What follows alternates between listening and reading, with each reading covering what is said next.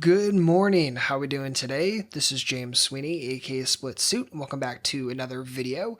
And in today's video, I want to do something pretty different. So in the past, I made and released a free quiz over on Red Chip Poker. This is all about preflop poker, very simple quiz. And if you haven't taken it already, definitely pause this video, watch it first, and then come back and finish this video. Because in this video, I want to analyze the report with you and also share my answers for a lot of these questions so that you can kind of make sure that your line of reasoning and thought process and playbook is on the right track. So again, if you haven't already taken this quiz, pause the video, check the description box and click the link in there, and then once you complete it, come back and finish this video. So to start, what are we looking at here? So first question is, what will we do with pocket threes here? And just to set the stage, all of these hands, no information whatsoever, very early on in your session, there you go. That way we get away from people saying this, oh, it depends, and then we never get anywhere because it's just this theoretical nonsense. So no, what's your default play here? That's really what we're talking about in this situation. So first hand is from 2-5 live, raised to 25 from EP2, 2 calls in middle position, folds to you in the big, what are you doing? So 70% of people said that they would call, 23% said fold, and 7% said that they would 3-bet to 150. And just for the record, those are preset sizes. I didn't give options to choose size in the quiz. Now in this situation, calling is a pure default for me here. I would definitely be calling this at a bare minimum. I'm actually really shocked that so many people, almost a quarter of people, said that they would fold in this situation. And that feels really weird to me and very nitty. And I don't really see any reason why you would. I mean, you have two players that are both deep with you. And yes, EP2, yes, they're only start with roughly 100 big blinds. Yes, they're opening from early position, but that should be a pretty strong range of hands. There should definitely be some implied odds opportunities against that. Not even mentioning MP1 and MP2 as well. And it's a live game, right? People tend to not be as good, tends to be a lot of implied odds in that kind of environment, and as such, definitely going to be calling here and going for the set mine. Okay, and then continuing down, next one we have King 10 suited. We're playing 2-5 again. There's a limp from EP1, 2 limps in middle position, and it's to you on the button. So 55% of people said that they would raise to 40, and 19% said they would raise to 15, 22 said they would limp behind, and a couple people said fold. I don't understand why the heck you would ever fold in this situation. I know I certainly wouldn't. So my main options are between limping behind or raising to 40. I don't think raising to 15 makes a tremendous amount of sense. If you raise to only 3 big blinds here, chances are you're getting a lot of callers. And yeah, your hand's just not going to perform that great in that scenario. So if I'm going to raise, I'm definitely going to look to apply pressure. And maybe it's 40 that I choose, maybe it's 50 that I choose. I'm definitely going on the larger side of the spectrum. I don't want to give people a great price to limp call with 6-7 suited, ace-3 offsuit, any of that kind of stuff. I want to apply pressure, see if I can get it to fold, and picking up 22 uncontested preflop, definitely not mad at that. So at a bare minimum, limping behind or raising to 40 is probably more what I'm probably going to be going to. Again, 40 to 50, something in that ballpark. Moving onwards, in this situation we have ace 10, there's a raise to 4x from EP2, MP1 calls, and here we are. And again, this kind of mimics live play really well, right? A lot of like multi-way opportunities, and what are you going to do in them?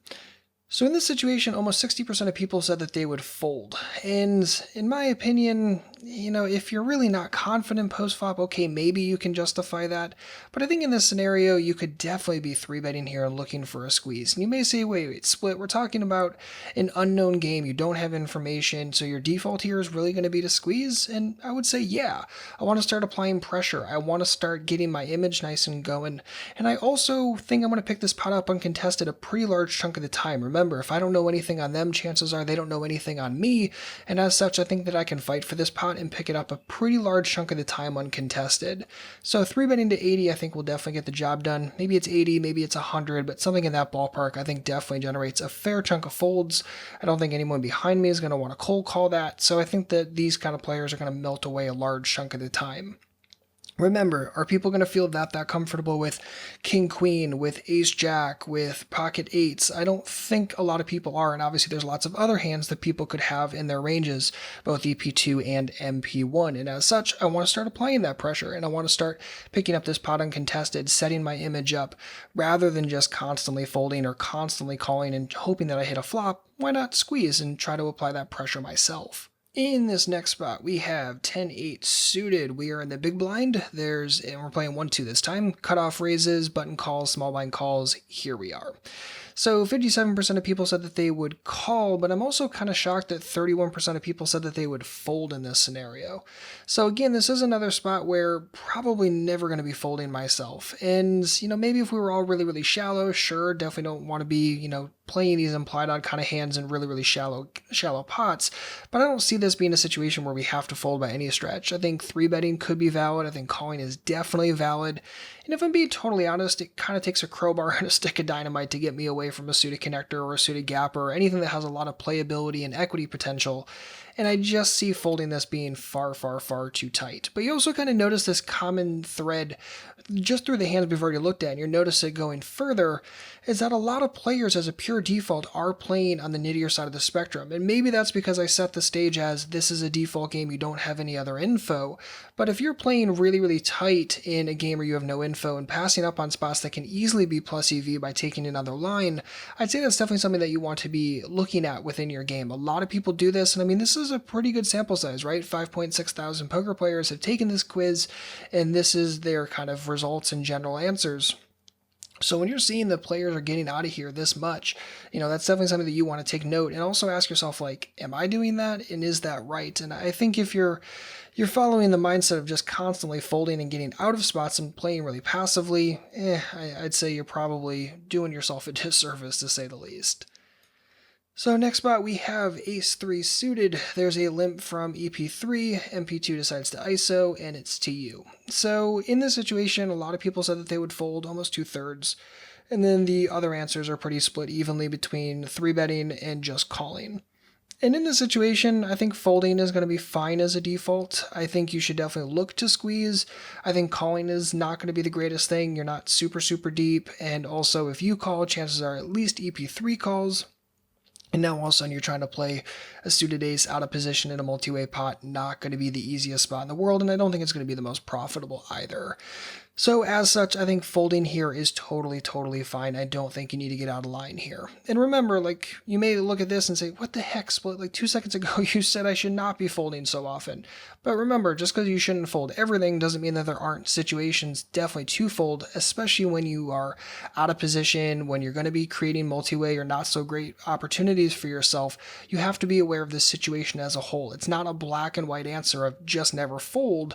It's, okay, what is the scenario I'm getting myself into, and is this going to be profitable for my hand, for my skill set, for the math, for everything else that goes into the equation? Okay, and next we have pocket queens. So playing 1-2, there's a raise to 10, there's a call, and here we are. And you notice that the average person, 92%, very, very large chunk, said that they would just 3-bet this to 50. A couple people said they would call, and a couple people said they would fold. Okay, obviously only 20 people said they would fold. Just for the record, if you create quizzes or you're thinking about creating quizzes ever, it's always good to create kind of a trapdoor answer in at least one question. So essentially what I mean by that is only trolls would answer this question with fold. So if I was being really, really diligent with the results, I would go back and say, okay, everyone who said fold, delete all of their answers. That way you can get rid of people that are trolling answers or trolling your own quizzes. Just a small side note for quiz makers out there. So in this scenario, obviously the average person says 3-bet. I would also be 3-betting this as a pure default and just playing poker from there. Obviously going to be a little leery if EP1 decides to 4-bet, but I don't think that's happening a large chunk of the time. I think more often you're getting flats, and of course I think you're going to have a very, very good equity edge and also skill edge going forward. Next situation, we have ace-jack. Again, 1-2, there's a raise, there's a call. What are we doing here? So in this situation, a lot of people said that they would squeeze, some people said call, and then some people said fold. So again, the folding side of the spectrum, I don't really understand why you would be folding here. I think there's definitely enough reason to get involved. And if you're going to get involved, I really like the squeeze in this scenario. And this is kind of similar to the ace-10, right? We have position, we have a hand that does just fine. I'm really shocked to see that so many people would 3-bet ace-jack here, but with ace-10 offsuit, very few people wanted to squeeze, which is a little bit weird. But that's really good information, right? Because what we can glean from this is that the average player pool, for whatever reason, views ace-jack as like infinitely stronger than ace-10. And is that truly the case when you're squeezing? Because think about the range that your opponents would give you action with. Is ace-jack really doing that much better than ace-10? Well, not by a large multiplier, that's for sure. So in this situation, yeah, I'm definitely going to be squeezing. Again, if I'm looking to squeeze ace-10, I'm definitely going to be looking to squeeze ace-jack in a very similar scenario, so definitely on board with that. Next one, we have queens again, and in this scenario, again, playing 1-2, limp, limp, limp, and we're in the small. So again, we have the trapdoor troll answer with 12 people saying that they would fold in this scenario. That's pretty goofy. But most people obviously are split between raising to 22 and raising to 10. So people obviously understand the raise part of it, but I'd say they don't necessarily understand the size part of it.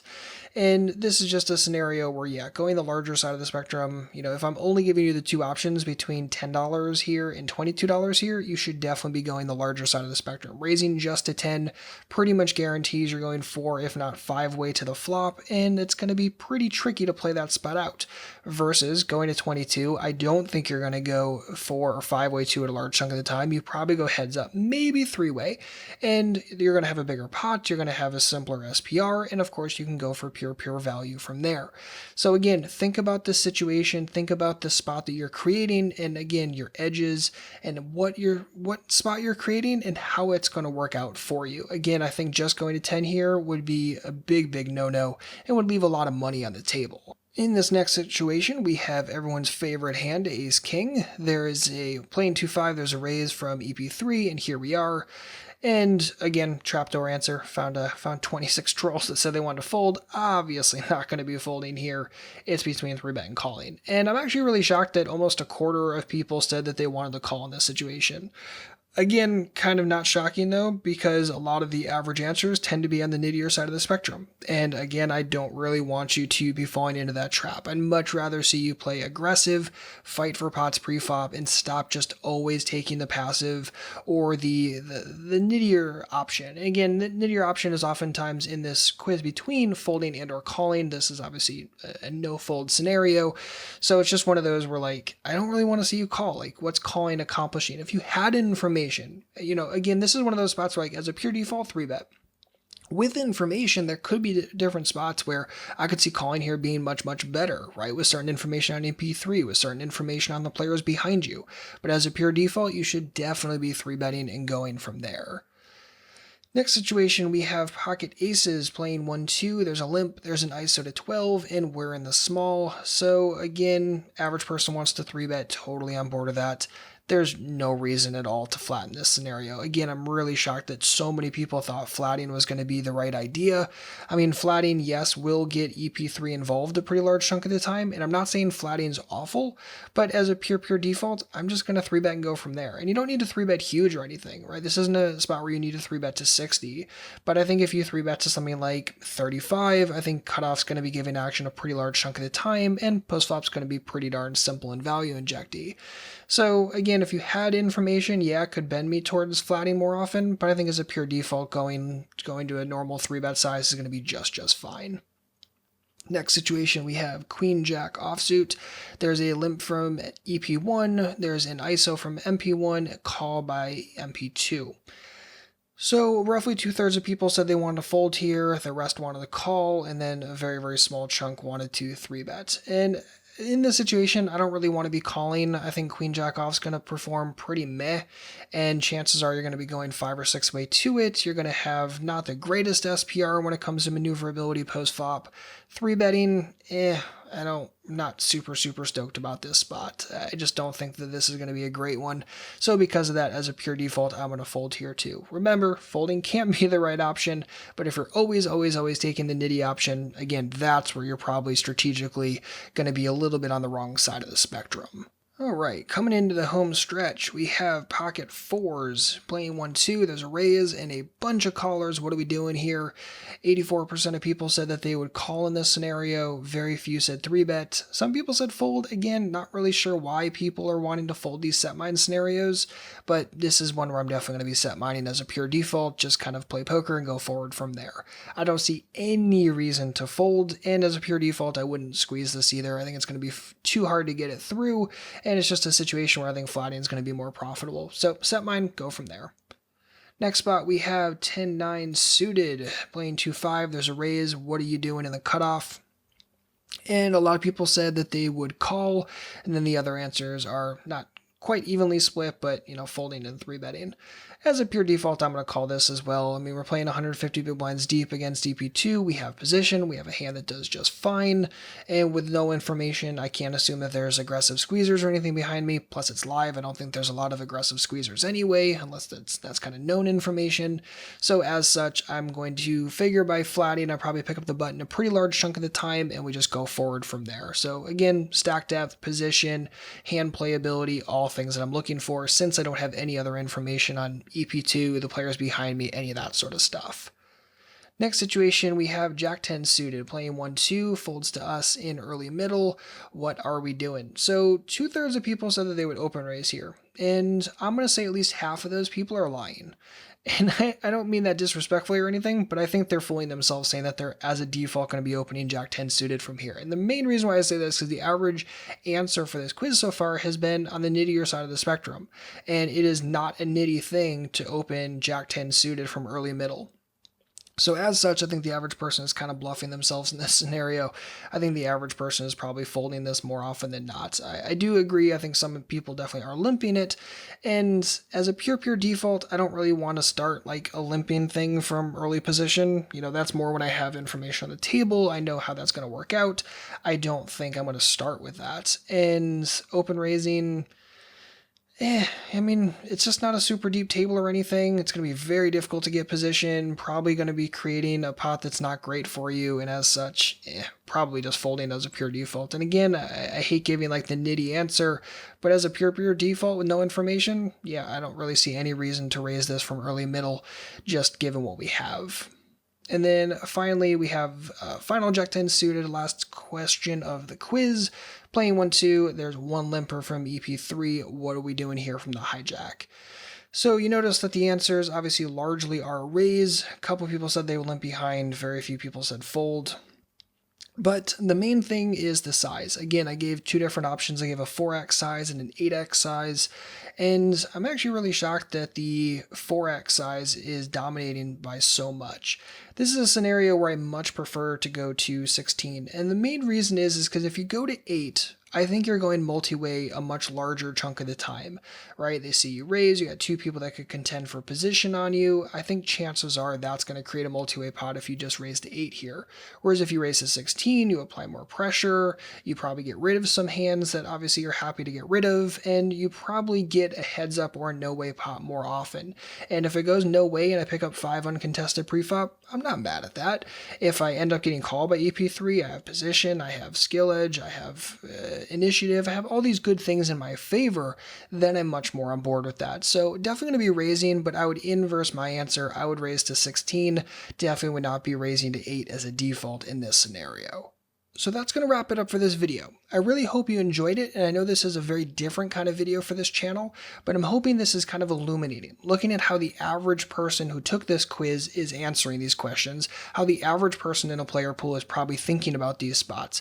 And if you really think about that, you can start to say, wait, so this is how like the average non-fish in my game, because right, the average person who's taking this is not an ultra fish. They're just probably on the nittier tag side of the spectrum. So if you can understand how that person thinks about these kind of default scenarios, that can massively help you take counter lines and figure out what you want to do against them. So hopefully this kind of helps, again, thinking about not only the average person, but also kind of how my answers can sometimes quite massively differ from those, and how you can use that to your advantage. Again, thinking about these spots very, very logically, thinking about them conceptually, thinking about them in terms of edge and where your edges lie, and how you can craft plus EV lines around that. So again, hopefully this helps. Hopefully you enjoyed the video. If you have any comments comments or questions, just leave a comment down below. I read everything, particularly in the first week. So if you watch this when this video is first coming out, that's the best time to leave a comment, highest probability that I see it, and I will do my best to respond. So again, hopefully you enjoyed. Thank you so much for hanging out today. I'll see you back soon with a new video. And of course, in the meantime, good luck out there and happy grinding.